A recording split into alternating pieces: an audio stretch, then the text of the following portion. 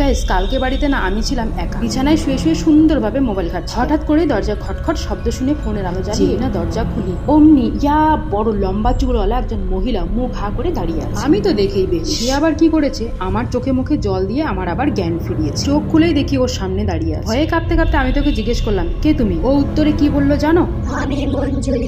আমি ওকে বললাম, কেন তুমি এসেছো এখানে, কি চাও তুমি? সে আমাকে বলল, এই শুনে যেই না আমি পালাবো তেমনি পিছন থেকে আমাকে টেনে ধরেছে। আমি ওকে হাত জোর করে বললাম, প্লিজ প্লিজ আমাকে খেও না। সে আবার আমাকে ধমক দিয়ে বলল, চুপ কর, গায়ে এক ফোঁটা মাংস নেই, শরীরে রক্ত নেই, তোকে কে খাবে রে? আমি ওকে বললাম, তাহলে কি খেতে চাও?